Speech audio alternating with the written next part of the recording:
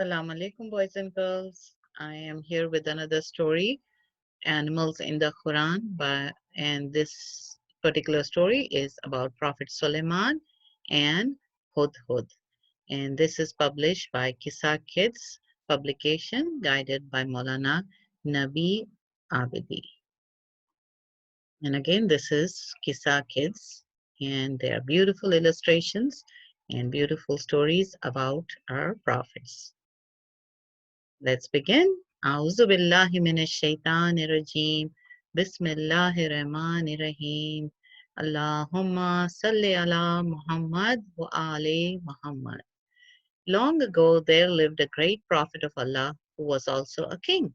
Prophet Sulayman alayhi salam was very wise and always thankful to Allah for giving him so many blessings. You see, he ruled over a large army of both humans and animals. He could also speak the language of animals, and even the wind followed his orders and took him anywhere he wished. Allah had truly blessed him in every way. One day, Prophet Sulaiman alayhi salam noticed his messenger bird Hudhud was missing.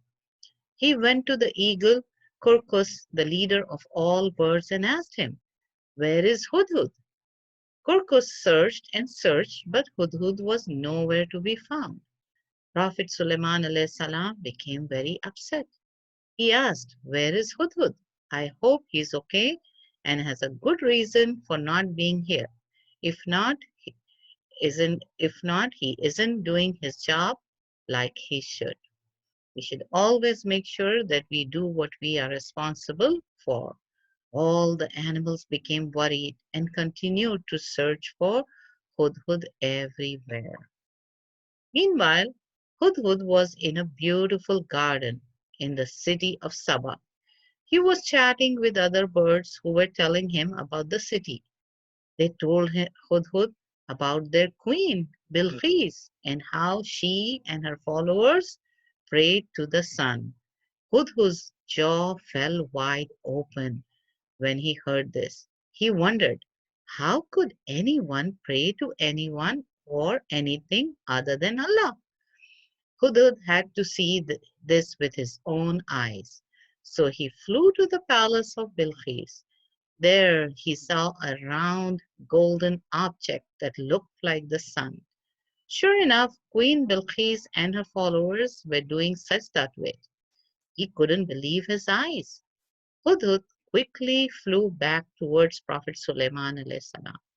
He had to tell him all about this strange thing he just saw. He prayed that Prophet Suleiman alayhi salam would be able to guide the people of Saba. As soon as he reached Prophet Suleiman alayhi salam, Hudhud began telling him about the people of Saba. "Can you believe they worship the sun?" he said in disbelief. The other birds were so happy to see Hudhud. They were even happier when they heard where he was.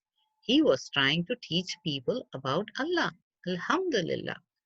Prophet Sulaiman alayhi salam knew that he had to guide Bilqis and her people to the right path. He gave Hudhud a letter and said, "Take this to Bilqis and bring me her response." Fast as lightning, Hudhud went and delivered the letter to her. When Bilqis received the letter, she rushed to her advisor and said, "A letter has come from a man named Sulaiman alayhi salam. It says, 'In the name of Allah, the most kind, the most merciful, I invite you towards the truth. There is only one God, Allah. He created the sun to which you pray. You and your people should leave your fake God and turn to Allah, the true creator.'" After reading the letter, she asked her advisor, "What should I do?" One advisor said, "We have powerful armies. Should we go to war, my queen?" However, Queen Bilqis was a peaceful ruler. She had a better idea. "I know," she said. "Let's test if Prophet Sulaiman alayhi salam is really a prophet. Let's send him an expensive gift. If he accepts it and lets us continue praying to the sun, He's not a true prophet. A true prophet would never be bribed by a gift. But if he doesn't accept our gift, we will know he is speaking the truth. Queen Bilqis sent a messenger to Prophet Sulayman alayhi salam with a grand, expensive gift. Prophet Sulayman alayhi salam was unhappy to receive such a thing. He did not want a gift. He wanted the people of Sabah to turn to Allah. He refused to accept Queen Bilqis's gift and returned it to her with a letter that read, Allah has given me a lot of knowledge and a great kingdom, so I do not need your gifts or money. If you do not believe in Allah, I will have no choice but to send an army. When Queen Bilqis read the letter, she said, Prophet Sallallahu Alaihi Wasallam really is a prophet of Allah. From now on, we must believe in one God and stop praying to the sun.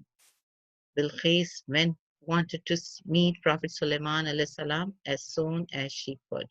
So she immediately set off to visit him. When Prophet Suleiman alayhi salam learned that Bilqis was coming, he decided to test how smart she was. He ordered his people to build a palace out of clear glass.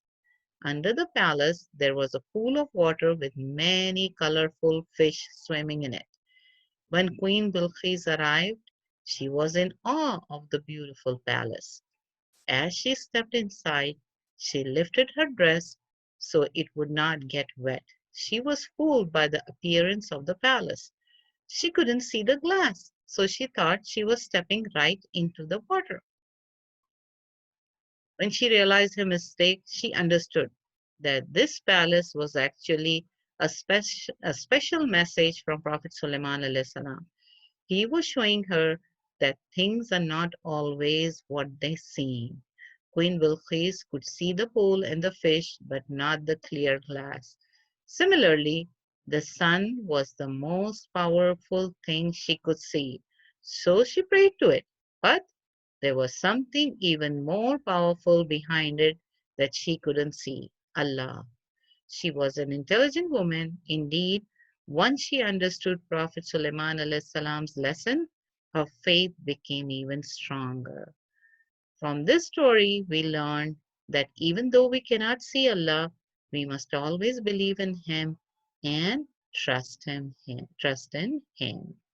So you can see, boys and girls, Allah subhanahu wa ta'ala has sent prophets to guide us. We would not have known how to worship Allah subhanahu wa ta'ala if Allah had not sent prophets to guide us. For He sent prophets at different times with different needs and to guide us. When during the time of Prophet Adam alayhi salam, uh, the people needed to be guided with simple messages. And as we went along, Allah revealed different different books to different prophets because of the different needs at different times. And Prophet Muhammad sallallahu alaihi wasallam brought us the Quran because Quran is now the final message. We do not need any other message. This will remain forever. And Prophet Muhammad sallallahu alaihi wasallam is our final prophet who is our last prophet. So what I want you to do, boys and girls, is take a piece of paper or a book and a pencil and write down these questions that you see on the screen. You can pause the video, and if you need to get a book or a pencil, go ahead and get that. And when you bring the paper and the pencil, write down the questions and leave a space for the answer and write down the other questions. There are 4 questions here. And let's begin. So when you write down the first question, after that, you can write down the answer. If you do not know the answer, go back and listen to the story to find the answer.